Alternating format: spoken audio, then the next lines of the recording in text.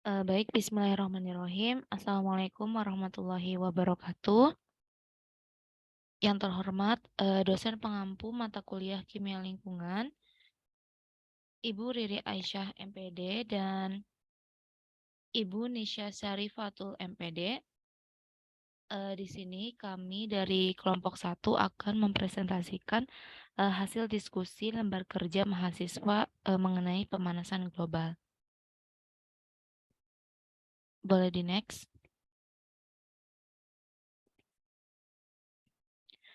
Kelompok 1 beranggotakan saya sendiri, Aprilia Indah Paramita, teman saya Asri Ramawidi Suhendra, Indi Rahma Hidayat, Lutfi Andani Latifah, Muhammad Rian Febrianto, Rifki Ridwan Septianto, dan Wahidiyah Nurhayati.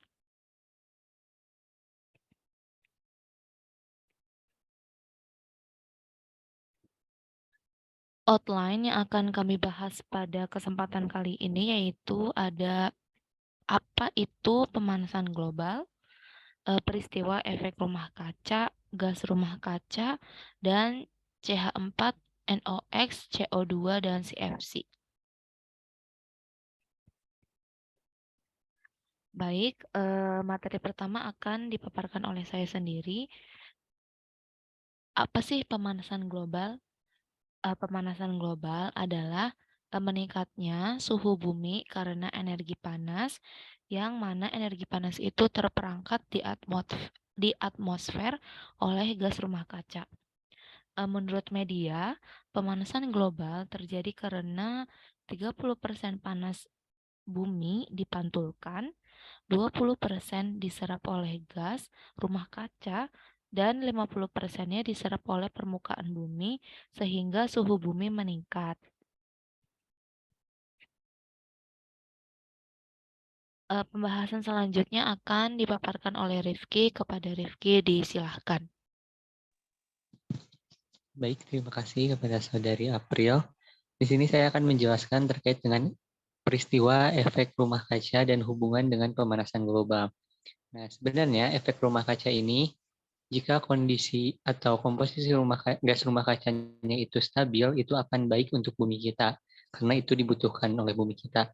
Peristiwa yang terjadi itu tadi sudah dijelaskan, bahwasannya sebagian energi panas matahari diserap oleh bumi dan sebagian lagi dipantulkan keluar. Nah, ketika efek rumah kaca ini stabil komposisinya, itu hanya 20% yang diserap oleh bumi. Sementara ketika komposisinya tidak stabil, itu akan berlebih. Sehingga suhu bumi meningkat karena adanya penipisan lapisan ozon yang mampu memantulkan energi panas matahari.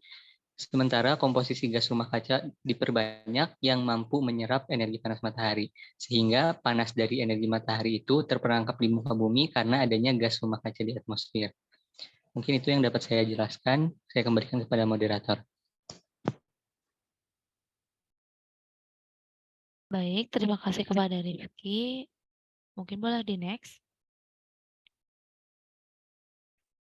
Materi selanjutnya akan disampaikan oleh Muhammad Rian. Kepada Rian disilahkan.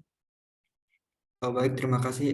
Di sini saya akan menjelaskan bahwa berdasarkan data di sini, konsentrasi gas CO2 itu mengalami kenaikan pada setiap tahun. Terhitung hingga tahun 2022 terdapat 417,57 ppm CO2 di atmosfer. Hal yang menyebabkan meningkatnya konsentrasi gas CO2 di atmosfer dikarenakan banyaknya penggunaan bahan bakar fosil, kemudian banyaknya sumbangan gas CO2 dari sektor industri dan pertanian. Berikut adalah mekanisme reaksi yang terjadi di mana senyawa hidrokarbon akan bereaksi dengan gas yang nantinya akan menghasilkan sebuah produk CO2 gas. Hal-hal yang dapat dilakukan untuk mengurangi peningkatan gas CO2 diantaranya yaitu yang pertama ada dengan menanam pohon, yang kedua yaitu mengurangi penggunaan kendaraan bermotor atau kendaraan yang menggunakan bahan bakar fosil. Kemudian yang terakhir juga ada meningkatkan produksi energi listrik dari energi alternatif seperti dari energi listrik matahari, angin, dan arus sungai.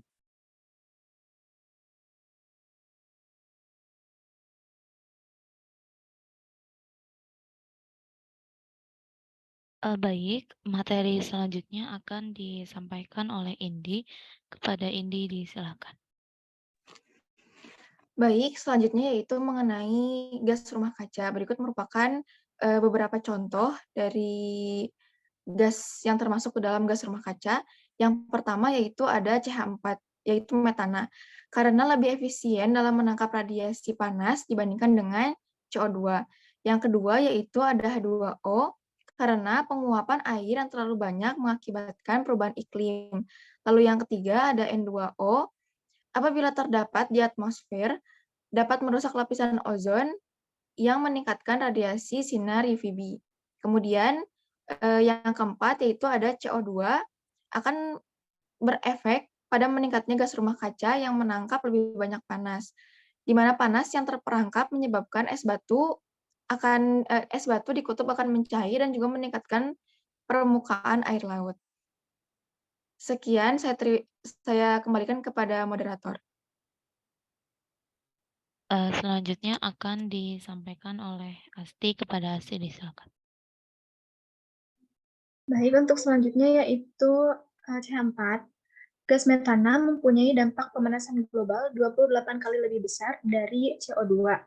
Sekitar 50-65% CH4 atau metana berasal dari aktivitas manusia, dihasilkan dari sektor energi, agrikultur, penggunaan lahan, dan aktivitas pengelolaan sampah.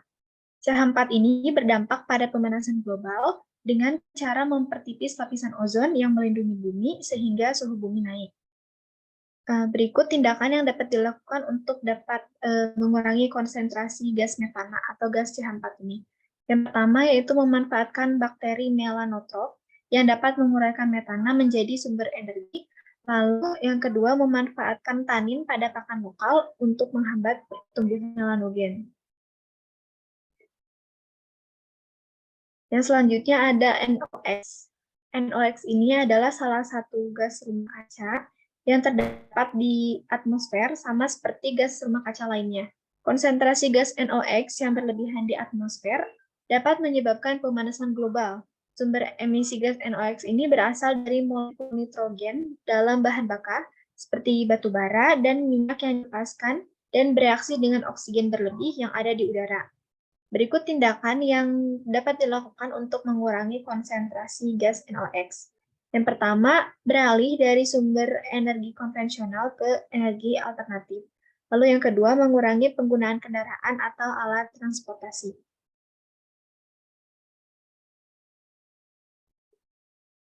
Selanjutnya akan disampaikan oleh Waidia. Kepada dia disilakan.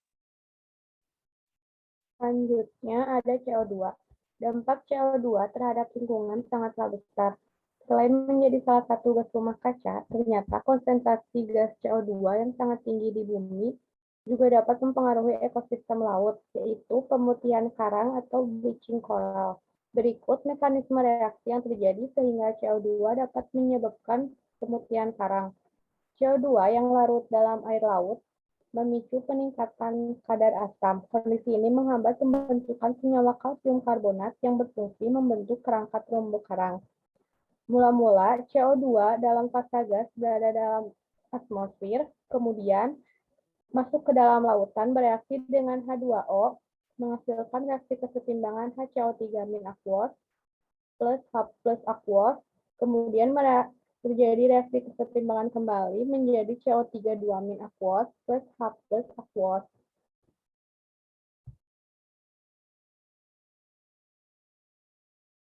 Baik, selanjutnya akan disampaikan oleh Lutfi. Kepada Lutfi disilakan.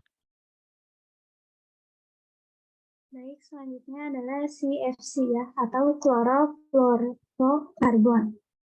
Freon merupakan senyawa yang digunakan pada ruangan dan lemari pendingin dalam bentuk senyawa CFC.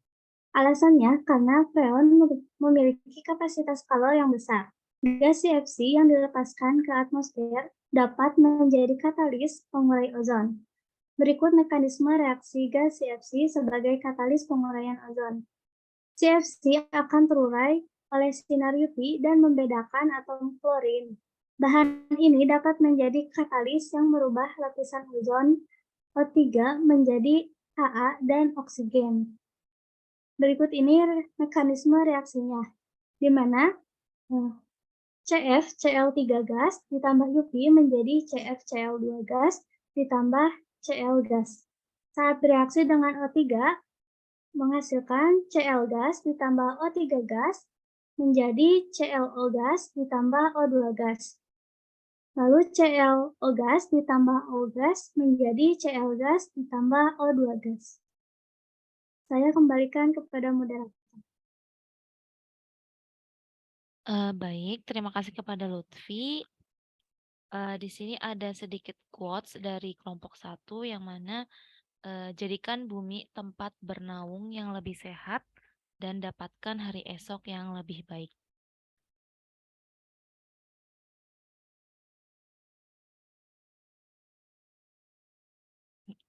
Mungkin sekian dari kelompok 1.